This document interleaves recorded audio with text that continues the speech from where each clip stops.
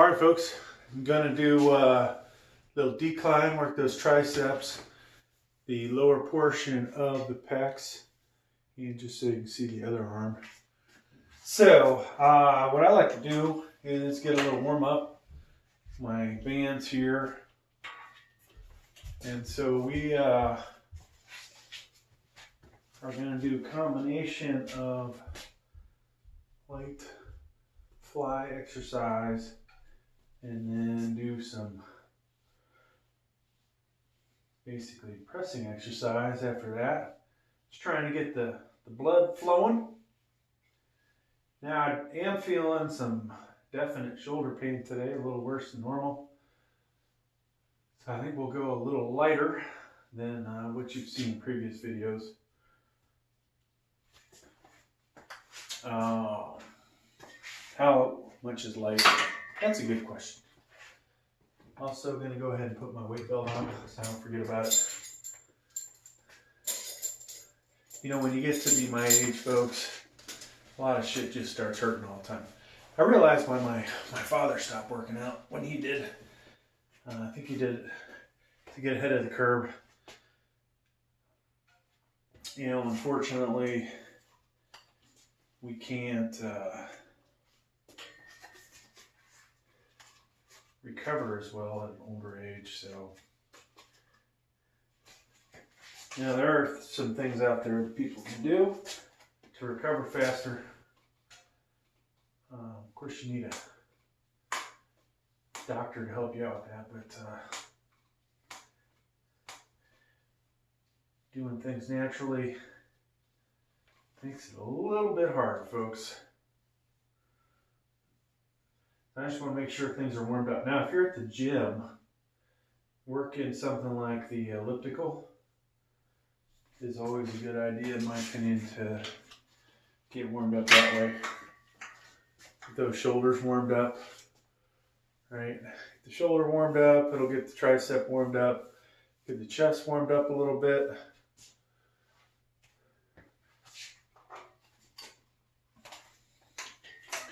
Now you'll also notice I do a lot of warm-up sets. You may or may not need to do this, but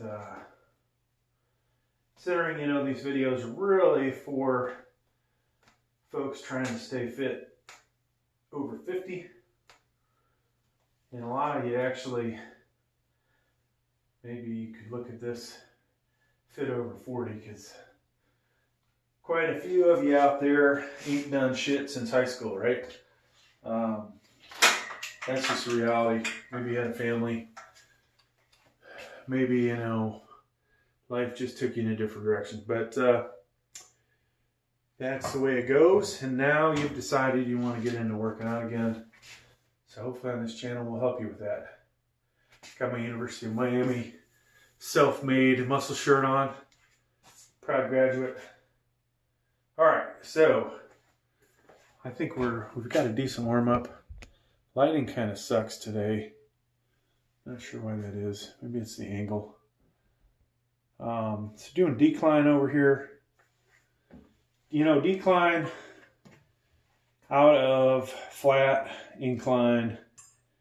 This is going to be the easiest. I think also for those of you that have lower back problems, this will be better for you. That's why, you know, I like to do this and I like to do incline. I don't think, you know, you need to do all three exercises. And there's times, you know, I feel like the incline does too much for the front deltoid, especially if you do military press. So it's the way it goes. But yeah, in this video we'll do this. Separate video we'll do some incline. Now, things that I will do in the video, eventually we'll use the Mark Bell. I actually lock myself in pretty much to the bar with these. Some of you may think that's a bad idea. The only thing good about this, the bar's not going to roll off your hands onto your neck. But, you know, a glove might be a little more comfortable for you. This has a tendency to make the bar fatter, which, you know, for some of you may make it more difficult to hold on to. I kind of feel like it helps disperse the load a little better over my hand. All right, so here we go, first set. And a lot of times I'll put a towel on the old chest.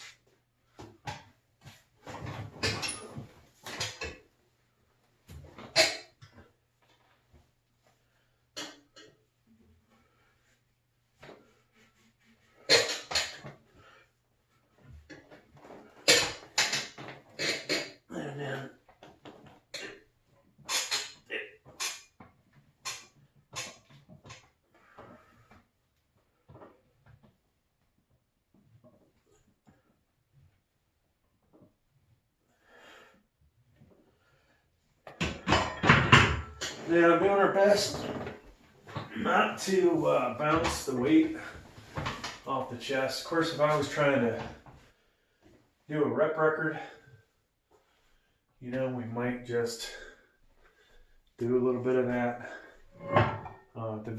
Somewhere in this video, I might just throw 225 on there. I haven't done that in a while. See how many reps we can get. With the bench sling, I think my record's 30. Using a slightly lighter bar, which didn't make it 225, I did 35 reps. So, let me see if I can improve the camera angle a little bit. Alright, so we'll try some different camera angles. So from here, folks, I'll put 185 on. And of course, you at home, you'll have to figure out what your initial starting weight is. If you're just getting started, help maybe the bar.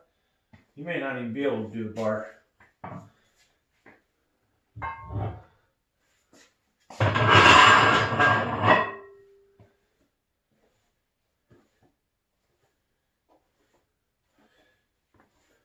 And if you have any kind of shoulder problem or any kind of other issue, maybe best to go check with the doctor. See if you should even start working out. Learn the proper form. I try to provide enough camera angles. Hopefully you guys can see the form I'm using. You know, realistically, as I'm coming down, we're kind of a 45 from here to the body. Flaring all the way out like this can be bad on the shoulders. Though you'll see people like Jay Cutler do bench press like that. You'll never see me bench press like that. Alright, so I think next set, folks. Now, how much time you take in between sets, that varies, right? So, some of you may think, hey, I need to stick with, you know, some minute and a half, 2 minutes, 30 seconds. Personal opinion, you need to let your body recover. If it's not recovered, you're not providing maximum output. All right.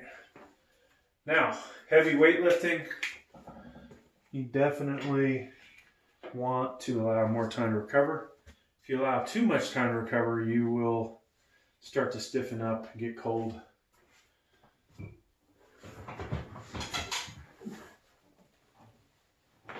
So getting as close to, we'll say 100% recovery as you can be, not the easiest thing in the world. There.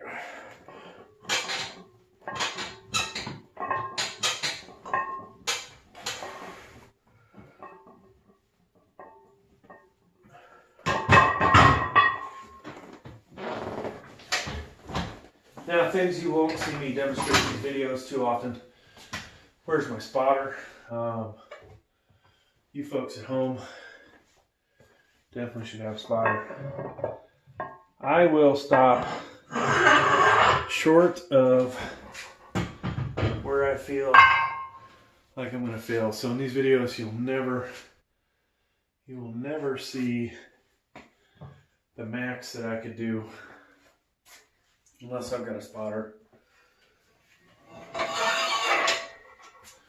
So that means, you know, maxing out wise, that, repping out to the max number. Now I would be tempted to max out rep rise with 225 with the bench sling on, hoping that I won't kill myself.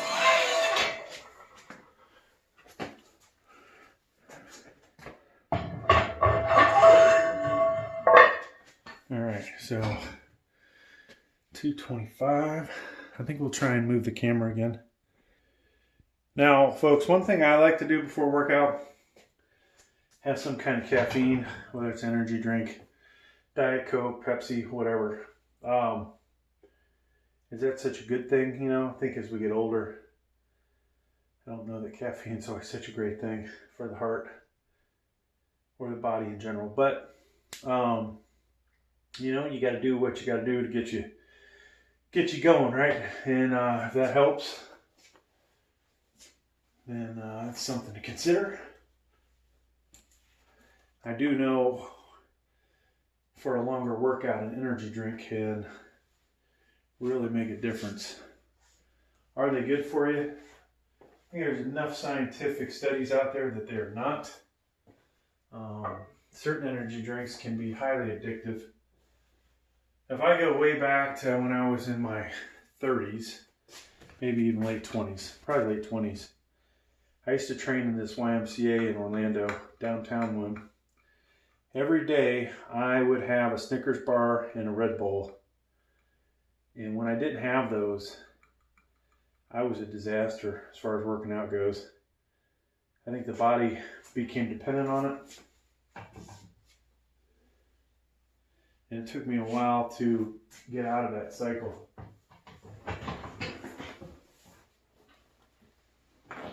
Now, to be honest with you, bench press day, once a week, I would highly consider doing an energy drink just to push myself through it, or occasionally, every other one, every third one. All right, 225.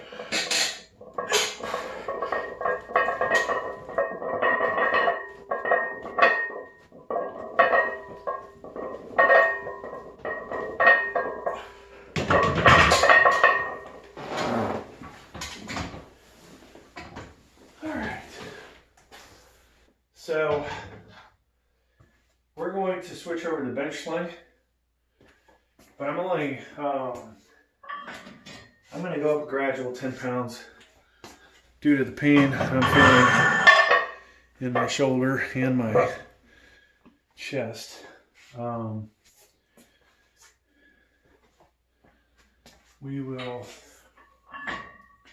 normally go straight to 275. Then 315 or 295, 315. I think we're just going to do it gradually. You know, for your size, strength, whatever, you don't always have to go heavier every week, right? Yeah, there's differences in going heavy. There is, let's see if I can focus this thing on my face. You know, there's maxing out heavy, right? Which you'll rarely see on this channel, especially at my age. As you get older, I really don't recommend it. There is, you know, going with something you're only going to do 2 or 3 reps, which is pretty darn close to maxing out, right? But then just sticking with, you know, 6 to 8 range, that can still be pretty heavy if you're looking at the amount of weight that somebody might be lifting.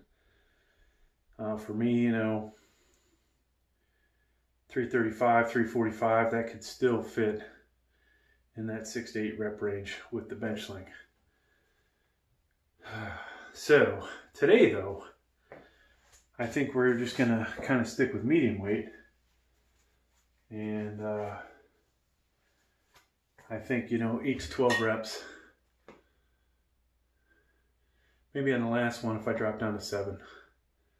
But otherwise I'm thinking 8 to 12 the whole way.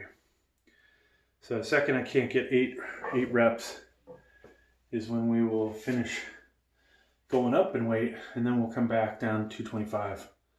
We'll rep out and hope I haven't worn myself out at that point. All right. So for those of you that might have arthritis, possibly an injury to your rotator cuff, something like this bench sling may help you out. I've made at least 20, 30 videos with this thing. Can't say enough about these. Feels like it's reinvigorated my workouts. At least the satisfaction I have when you go from lifting really heavy to a lot lighter. It looks like the battery's starting to die, folks, so you might get shorted in your video today.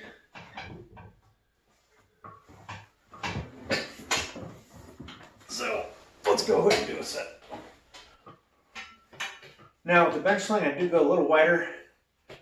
That's one of those things that could hurt your shoulder or your chest a little easier.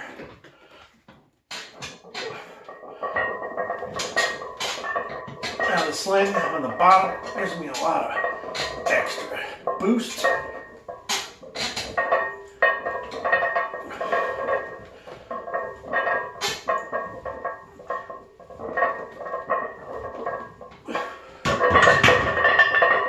There's one bad habit that I have when I'm benching. I look a lot to the right side to make sure I'm not hitting that peg. Over the years, doing different things like that, potentially has screwed up my neck, my trap, made one side bigger than the other. That's going to do it for this video, folks, because we are running out of juice. Thanks for checking the video. Please like, please subscribe.